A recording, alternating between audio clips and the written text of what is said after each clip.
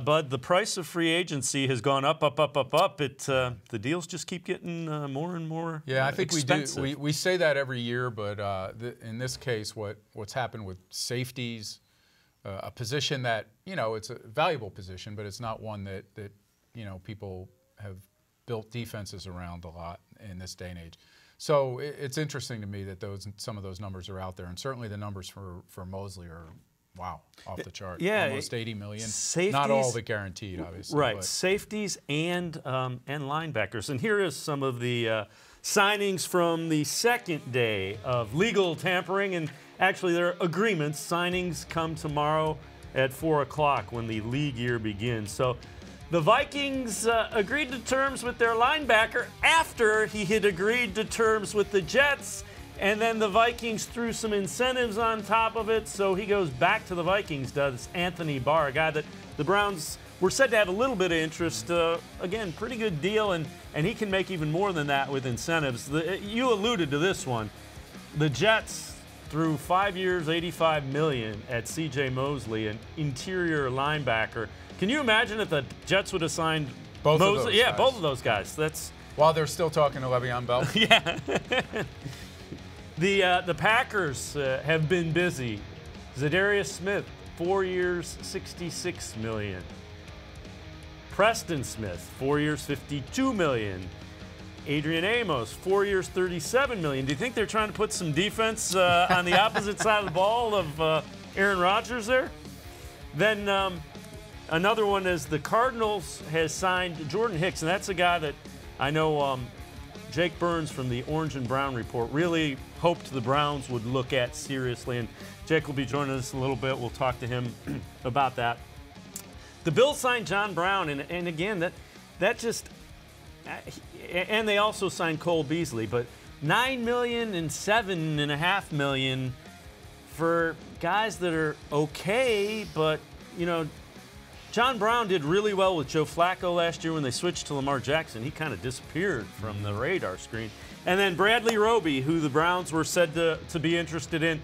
Probably not interested in him at $10 million a year. Yeah, I wouldn't think so. And again, here are the top remaining free agents, according to NFL.com. Le'Veon Bell, allegedly the Colts are no longer interested in him. Down to the Jets and the Ravens. Some say it's the Jets and the Jets, so we'll see how that goes. Haven't heard much about Earl Thomas, who probably is turning cartwheels at the price of safeties these days. Justin Houston, that's a guy to keep an eye on, has some history with John Dorsey. Sue and those guys probably a little too expensive for what the Browns are looking at. Darby's kind of interesting. It'll be interesting.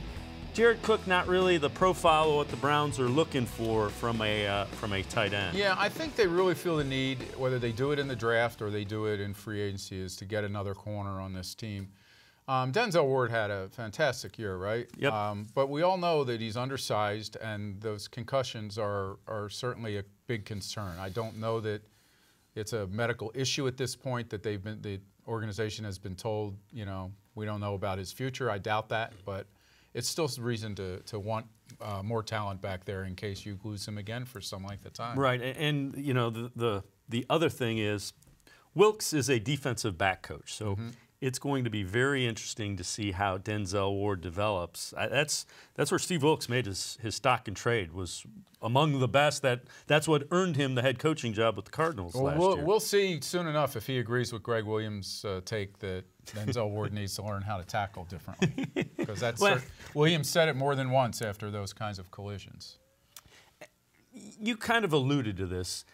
John Dorsey has a price in mind, as most good GMs and teams do.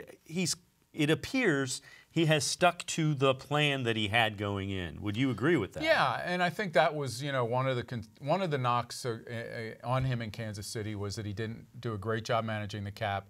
He didn't communicate real well in the front office. I think he has fixed that latter one by bringing in guys that he knows he's worked with before, who know him a little bit better. The other part of this is that he has a lot of money, but everyone thinks that he ought to be able to go out and just spend it, right? Well, before long, if this team is good, you know, you're going to have to figure on getting Myles Garrett signed for the long term. Do you want Jabril Peppers signed long term? Do you want, you know, Mayfield and Ward are guys that are only going into their second year? There's time for that, I know, but there's other guys that if you have a good organization, you have to use that cap money to keep your own. And we've seen in past years when this organization has decided, like with Mitchell Schwartz and some other guys, that they didn't really need to keep their own. Alex Mack, you know, players like that. So I think Dorsey is smart enough to know that he can't go crazy right now and just bring in a bunch of 30-year-old guys to try to fill in positions, you know.